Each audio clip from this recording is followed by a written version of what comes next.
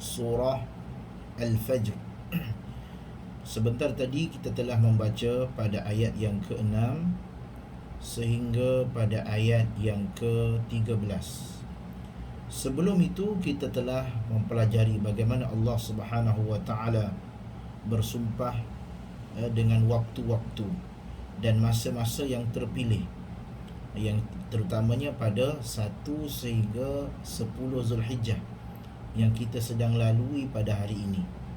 Maka pada hari ini digalakkan untuk kita melakukan banyak amal ibadah, yakni para ulama menggelarnya sebagai amul ibadah,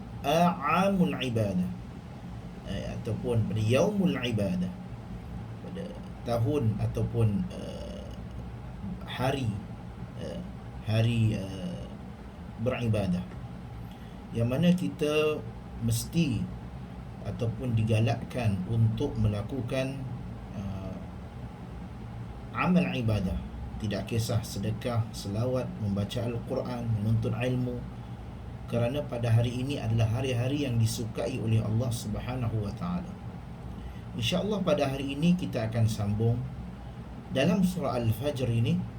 Allah Subhanahu wa taala telah menceritakan bagaimana Allah Subhanahu wa taala menghukum ataupun membinasakan kaum-kaum terdahulu. Kalau kita lihat pada slide yang seterusnya, insya-Allah, pada ayat yang ke-6 sehingga ayat yang ke-13, Allah Subhanahu wa taala memulakan pada ayat yang ke-6.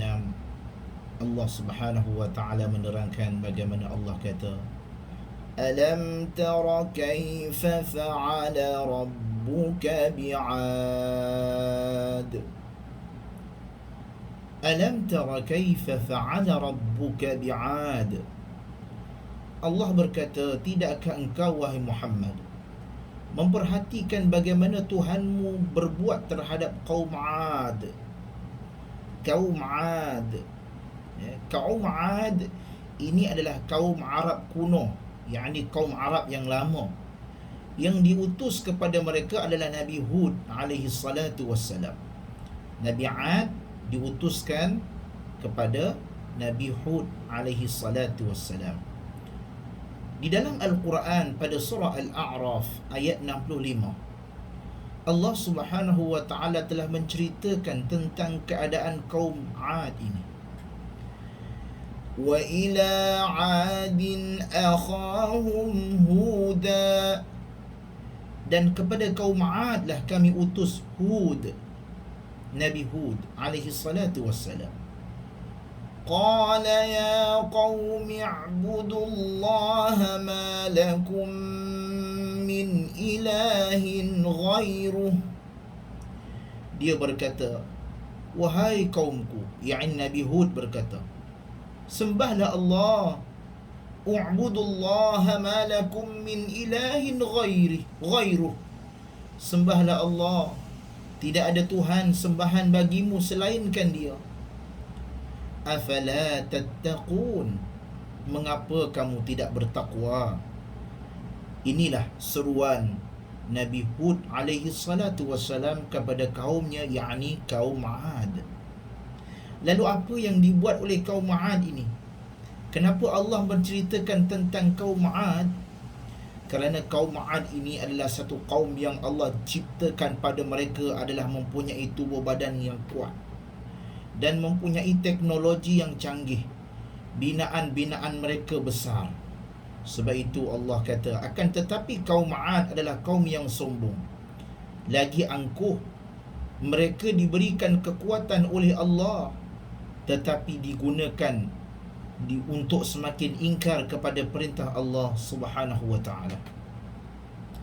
Allah berfirman tentang perkataan Nabi Hud dalam surah Al-A'raf ayat 69. وَاذْكُرُوا إِذْ جَعَلَكُمْ خُلَفَاءَ مِنْ بَعْدِ قَوْمِ نُوحٍ. Ingatlah ketika Dia menjadikan kamu sebagai khalifah setelah kaum Nuh. وَزَادَكُمْ فِي الْخَلْقِ بَسْطَةً. lalu dia melebihkan kalian, yakni kaum 'Ad ini, dalam kekuatan tubuh dan perawakan. Perawakan ni maksudnya bentuk badan yang sasa. Maka kata Allah, fadhkuru ala Allahi la'allakum tuflihun. Maka ingatlah akan nikmat-nikmat Allah agar kalian beruntung. Jika kita lihat, kaum 'Ad ini adalah satu kaum yang gagah dan merupakan kaum yang sangat mahir di dalam membuat binaan-binaan yang tinggi. Kaum yang mahir di dalam membuat binaan yang tinggi. Kalau kita lihat, Allah Subhanahu wa taala menerangkan, kemudian Allah kata, siapakah Iram? Iram dzatil imad. Iram dzatil imad. Masih lagi dalam kerangka kaum 'Ad. Kaum 'Ad ni kaum yang Allah beri kepada Nabi Hud. Dan siapakah pula Iram? Penduduk Iram yang mempunyai bangunan-bangunan yang tinggi. Iram, terdapat khilaf di kalangan para ulama tentang makna Iram. Sebahagian menyatakan bahawa Iram adalah nama kota yang ditinggali oleh kaum 'Ad, yakni nama kota Iram. Sebahagian yang lain menyatakan Iram adalah nama datuk kaum 'Ad dan bukannya nama kota, yakni nama keturunan kaum 'Ad. Sebagaimana pendapat Ibnu Ishaq yang diriwayatkan oleh Ibnu Jarir At-Tabari dalam tafsirnya, Tafsir At-Tabari, dan dinukil oleh Al-Hafiz Ibnu Kathir dalam tafsirnya. Jadi 'Ad adalah satu kaum yang terdiri daripada beberapa kabilah yang kembali kepada Nuh, yakni 'Ad bin Iram bin Awas bin Awad bin Salim bin Nuh, yakni 'Ad bin Iram bin Awad bin Sa'am bin Nuh, sehingga ada 4 generasi daripada kaum 'Ad sampai kepada Nabi Nuh. Yakni Iram merupakan satu gelaran daripada kaum-kaum Nabi Nuh, yakni gelaran tok nenek dia. Ikrimah berkata, kana baina Adam wa Nuh 10 qurun kulluhum 'ala al-Islam. Antara Adam dan Nuh, yakni 10 kurun, yakni generasi, kesemuanya di atas Islam. Bermaksud mereka ini asalnya adalah orang-orang yang menyembah Allah Subhanahu wa taala, yang memperakui bahawa Allah ini adalah Tuhan, tetapi mereka ingkar kepada arahan Allah dan ingkar kepada apa yang dinyatakan oleh nabi-nabi mereka. Lihat tafsir At-Tabari. Kalau kita lihat imad, Iram dzatil imad, perkataan imad. Imad dalam bahasa Arab maksudnya tinggi. Para ulama berbeza pendapat tentang apa yang dimaksudkan dengan tinggi. Pendapat pertama bermaksud dzatil imad adalah mereka yang memiliki tubuh yang tinggi. Seperti yang sedia maklum, kita tahu kaum 'Ad, yakni kaum yang diberikan kepada Nabi Hud, Nabi Nuh, Nabi Hud, yakni kaum yang mempunyai badan yang tinggi dan sasa, badan yang besar, kuat, mereka kuat. Sebagaimana para ulama bersepakat bahawa kaum 'Ad mempunyai tubuh yang besar. Itu pandangan yang pertama tentang imad. Pandangan yang kedua bermaksud dari perkataan dzatil imad adalah orang-orang yang tinggal di padang pasir, di dalam kemah-kemah yang terbuat daripada tiang-tiang yang tinggi. Jika kita pergi padang pasir, ada satu kemah-kemah. Pada ketika itu badan mereka tinggi, jadi kemah yang dibuat itu tinggi dan besar, sehingga secara tidak langsung dapat disimpulkan bahawa tubuh badan mereka juga tinggi. Jika mereka berpindah tempat, maka mereka akan mengangkat kemah-kemah mereka. Ini pandangan yang kedua. Tapi pandangan ini tidak kuat. Dengan pandangan yang ketiga ini kuat sedikit. Bahkan inilah pandangan yang disebut oleh kebanyakan para ulama. Pandangan yang ketiga, yakni bermaksud daripada dzatil imad, adalah kaum yang memiliki tempat tinggal dari bangunan-bangunan yang tinggi. bangunan-bangunan yang tinggi. Pendapat ini adalah pendapat yang terkuat, yakni mereka yang tinggal dan mempunyai tempat tinggal daripada bangunan-bangunan yang tinggi. Pendapat ini adalah pendapat yang terkuat. Adapun pendapat yang menyatakan bahawasanya mereka tinggal di kemah-kemah yang berpindah-pindah, maka pendapat tersebut tidak terlalu kuat ataupun kurang kuat. Kerana Allah sebutkan ketika Allah membinasakan kaum 'Ad ini dengan mengirimkan angin, maka rumah-rumah mereka tetap kukuh. Yakni bangunan-bangunan mereka ada, tapi mereka hancur kerana ingkar di atas apa yang dibawa oleh Nabi Hud alaihi salatu wassalam. Baiklah, kita lihat kepada apakah azab yang Allah turunkan kepada kaum 'Ad.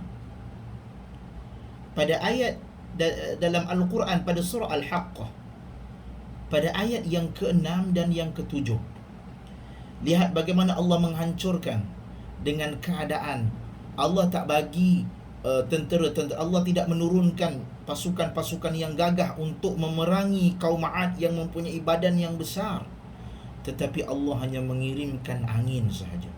Allah kata apa di dalam surah Al-Haqqah? Wa amma 'adun fa uhliku birihin sarsarin 'atiyah. Sedangkan kaum 'Ad, mereka telah dibinasakan dengan angin taufan yang sangat dingin, sangat sejuk. Sakharaha 'alaihim sab'a layalin wa thamaniyata ayyamin husuma. Lalu Allah menimpakan angin kepada mereka selama 7 malam, selama terus menerus, selama terus menerus. Maka kamu akan melihat pada waktu itu mereka bergelimpangan seperti batang-batang pohon kurma yang telah kosong. Ka'annahum a'jazu nakhlin khawiyah, seperti pohon-pohon kurma yang kosong, lapuk. Badan mereka ada, tetapi dalam tak ada isi. Kalau kita pergi pohon kurma, batang kurma tu kukuh tapi reput, dalam tak ada isi, kosong, lapuk. Dalam ayat lain Allah kata, dalam surah Al-Qamar, Allah kata ka'annahum a'jazun nakhlim munqa'ir. Bermaksud seakan-akan batang kurma yang berlubang, batang kurma tapi dalam tak ada. Firman Allah yang dimaksudkan dengan munqa'ir itu adalah menunjukkan bahawasanya angin telah menghentam mereka sehingga terbelah perut mereka dan berterbanglah usus-usus dan jantung mereka keluar, maka jadilah mereka mayat-mayat yang kosong isinya. Inilah azab Allah apabila Allah meniupkan angin. Lihat At-Tahrir wa Tanwir, halaman 134, jilid yang ke-27. Bagaimana Allah meniupkan angin dan menghancurkan mereka dalam keadaan sekelip mata. Kemudian Allah kata, allati lam yukhlaq mithluha fil bilad, yang belum pernah diciptakan seperti itu di negeri-negeri lain.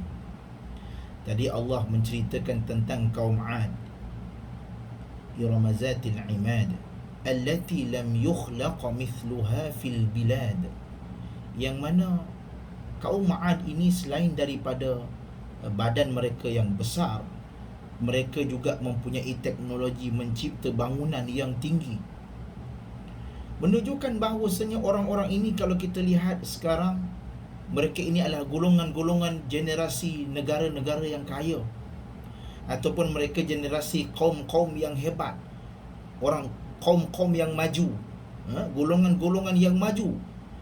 Tempat mereka mempunyai bangunan-bangunan yang tinggi, badan mereka besar, gagah dan perkasa.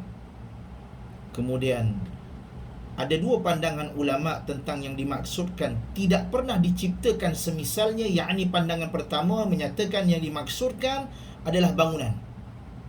Bangunan mereka sangat canggih, maknanya bangunan mereka tinggi. Mereka cipta dalam keadaan bangunan itu tinggi sehingga tidak pernah ada bangunan selain milik kaum 'Ad yang lebih canggih.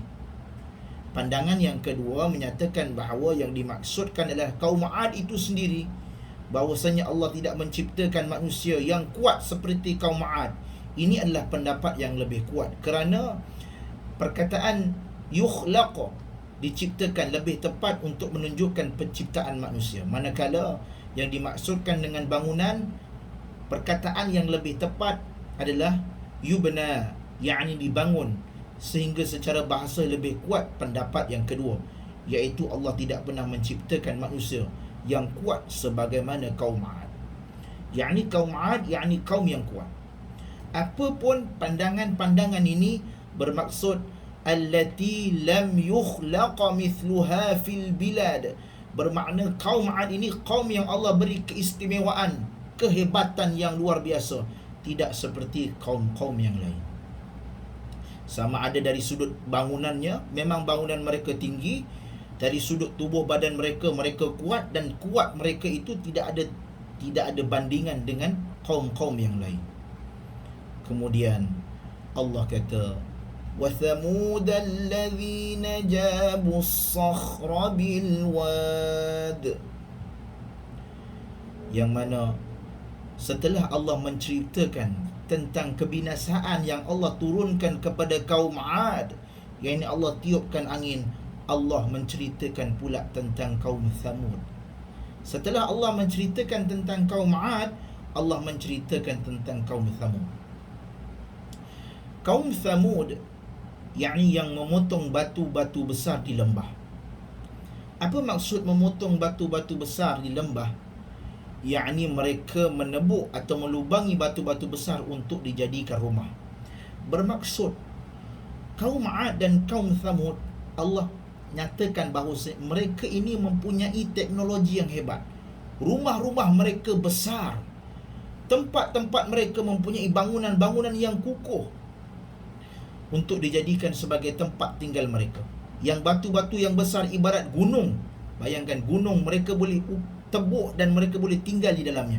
Hebatnya seni ataupun kaum Thamud ini punya teknologi.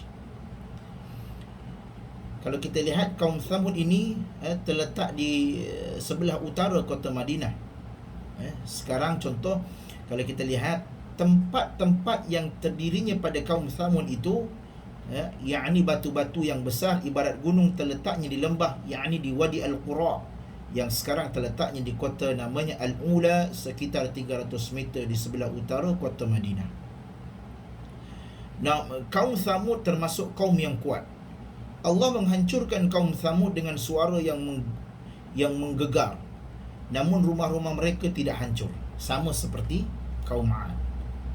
Kaum 'Ad hancur tetapi binaannya tidak hancur. Begitu juga dalam kaum Thamud, kaumnya hancur tetapi binaannya masih ada sampai sekarang. Kenapa? Kerana untuk memberitahu kepada manusia pada hari ini, yang mana Allah boleh menghancurkan manusia itu dan bangunan-bangunan itu sebagai bukti bahawa inilah azab bagi orang yang ingkar arahan Allah. Dalam hadis Nabi sallallahu alaihi wasallam disebutkan, la tadkhulu masakin alladzina zalamu illa an takunu bakin ayyusibakum ma asabahum. Janganlah kalian memasuki tempat-tempat tinggal orang yang zalim. Yakni janganlah pergi mengunjung ke tempat-tempat yang begitu, tempat-tempat kaum-kaum 'Ad dan Thamud, kecuali sambil menangis ataupun sambil mengenang. Kenapa yang menimpa mereka? Kerana apa yang menimpa mereka juga boleh menimpa kamu semua. Bermaksud boleh mengunjung tapi dalam keadaan takut dan gerun. Jangan kita pergi ambil gambar suka-suka. Yang ni dalam keadaan yang kita takut ataupun gerun, bahawasanya azab Allah ini dalam keadaan orang yang boleh Allah ciptakan, orang yang boleh mempunyai teknologi yang tinggi, boleh membuat bangunan yang besar, rumah yang besar, tetapi dalam sekelip mata Allah boleh runtuh dan hancurkannya. Hadis riwayat Ahmad dan Bukhari, hadis ini sahih. Sebab itu, kalau kita pergi menziarah tempat-tempat lama ataupun tempat-tempat yang menjadi sejarah, maka kenang tempat itu sebagai apa, supaya kita mengenang bahawasanya orang yang ingkar akan arahan Allah, maka Allah akan hancurkan dalam keadaan yang sekejap. Kemudian setelah Allah menceritakan tentang kaum Thamud, Allah menceritakan tentang Fir'aun dan tenteranya. Allah menyebutkan kaum yang ketiga. Allah kata wa fir'aun dzil autad. Setelah Allah menceritakan Ad, Thamud, Allah menceritakan Fir'aun. Kalau kita lihat ketiga-tiga rangkuman ini merujuk kepada satu kuasa yang besar. Kita tahu Fir'aun mempunyai bala tentera yang hebat dan ramai. Dan terhadap Fir'aun mempunyai pasak-pasak, yakni bangunan autad, yakni bangunan-bangunan yang besar. Al-autad adalah tali-tali yang dipasang untuk mengikat sesuatu seperti orang yang sedang membangunkan bangunan, kemudian menggunakan tali pengikat untuk mengukuhkannya. Ada 3 pandangan di kalangan para ulama bermaksud perkataan tali-tali itu. Perkataan tali-tali itu, pendapat yang pertama menyatakan bahawasanya dahulu Fir'aun mengazab Bani Israel dengan cara mengikat mereka dengan tali ke tangan dan kaki mereka, kemudian menarik tali-tali tersebut sehingga Fir'aun dikenal sebagai pemilik tali-tali untuk menyeksa kaum Bani Israel. Kalau kita pernah dengar sebelum ni cerita tentang hal ataka hadithu Musa, dalam surah sebelum ini kita lihat bagaimana, adakah kamu mendengar kisah Musa?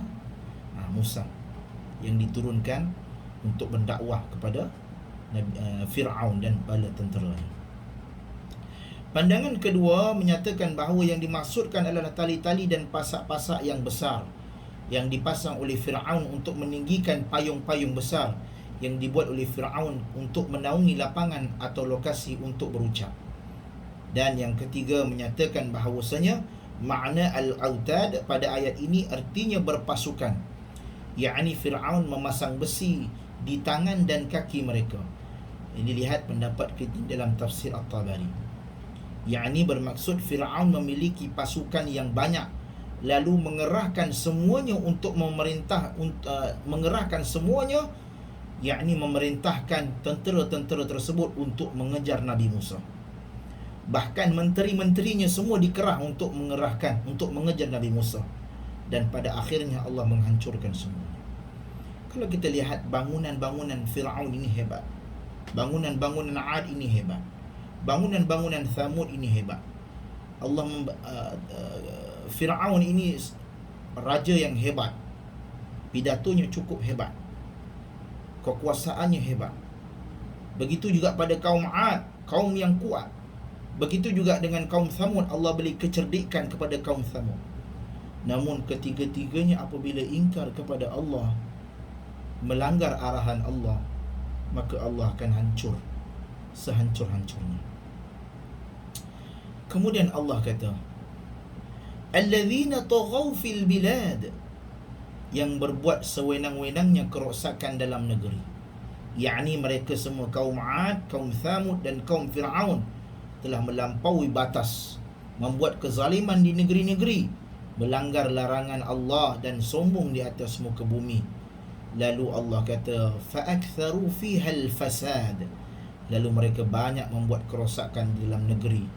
Dan akhirnya Allah kata fasabba alaihim rabbuka sawta azab, kerana itu Tuhanmu mencurahkan pelbagai paluan azab kepada mereka. Bermaksud Allah mencurahkan, maksud mencurahkan kat sini yakni menuangkan, yakni menuangkan sebagai kiasan umpamanya tertuangnya air yang terus menerus kepada seorang yang sedang mandi, sebagaimana air hujan yang tertuangkan ke atas muka bumi. Apabila Allah menyatakan menuangkan, bermaksud azab yang ditimpa itu sekejap. Allah boleh letakkan azab itu sekejap. Sebab itu Allah kata, hal ini menunjukkan bahawa azab yang menimpa mereka sekali tahapan sahaja. Maksudnya zab sekaligus, cepat, pantas dan datang dengan tiba-tiba. Kaum Ad melihat angin seperti awan, menyangka itu adalah kurniaan, ternyata azab. Kaum Thamud tak tahu azab apa yang akan menimpa mereka. Ternyata suara yang sangat keras yang mencabut nyawa mereka. Fir'aun dan bala tenteranya masuk ke tengah lautan yang terbuka dan tidak menduga lautan itu akan menelan dan menenggelamkan mereka. Maka dalam hal ini, apa kesimpulan yang kita boleh dapat pada ayat ini? Yang pertama sekali, jangan kita lupa untuk bersyukur dan mengikuti perintah Allah setelah Allah memberi nikmat kesihatan, kelebihan rezeki yang banyak dan harta benda yang banyak kepada kita. Kita mempunyai rumah yang besar, harta yang banyak, kesihatan yang baik, berbanding dengan orang-orang lain yang mungkin kurang. Tetapi sekiranya kita tidak bersyukur kepada Allah atas nikmat yang Allah berikan, Allah boleh mencabutnya bila-bila masa yang Allah kehendaki. Nasihatkanlah kepada anak-anak kita dan saudara-saudara kita supaya sentiasa bersyukur dan mengikuti perintah Allah. Samalah juga halnya apabila sesebuah negara itu, walaupun negaranya maju, rakyat-rakyatnya kuat dan gagah perkasa, duitnya banyak, tetapi mereka melanggar arahan Allah, menghina Allah dan Rasulnya, maka ketahuilah Allah akan menurunkan azab yang mana apabila diturunkan saja, maka habis dah. Seperti yang berlaku pada 3 kaum yang besar yang Allah telah sebutkan di dalam Al-Quran, yang mana kaum-kaum ini Allah beri kelebihan atas tiap-tiap sesuatu. Jadi kesimpulan yang kita dapat pada hari ini, yang pertama sekali, hendaklah kita bersyukur di atas kurniaan Allah Subhanahu wa taala. Yang kedua, janganlah kita sombong diri atas apa kelebihan yang Allah beri kepada kita. Sebaliknya kita mengucapkan alhamdulillah, segala puji bagi Allah. Alhamdulillah, syukur kepada Allah atas nikmat yang dikurniakan. Dan yang ketiga, hendaklah kita sentiasa membuat kebaikan di atas muka bumi ini. Mudah-mudahan Allah Subhanahu wa taala memberikan 2 kebaikan. Kebaikan di dunia kita dapat, kebaikan di akhirat pun kita dapat. Itulah, nasihatkanlah kepada anak-anak kita, saudara-saudara kita yang mana mereka sedang galak untuk mencari sumber pendapatan, sedang semangat untuk mencari sumber kewangan, supaya mereka sentiasa bersyukur dan jangan mengeluh, kerana Allah akan berikan rezeki kepada mereka. Sama seperti kita, yang mana apabila Allah kata kita dah diberikan kesihatan yang baik, rezeki yang banyak, alhamdulillah, cukup makan dan sebagainya, maka sudah tiba masanya untuk kita mengucapkan alhamdulillah dan berbakti pada jalan Allah Subhanahu wa taala.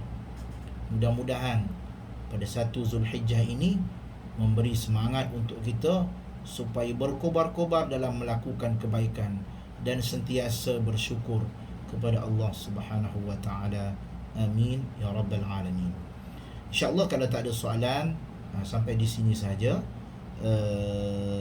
tadabbur kita pada hari ini, dan kemudian kita akan minggu depan kita akan masuk bab yang baru insya-Allah, yakni berkaitan tentang ayat-ayat yang seterusnya. Okey, kalau tak ada soal. Ya, waalaikumsalam.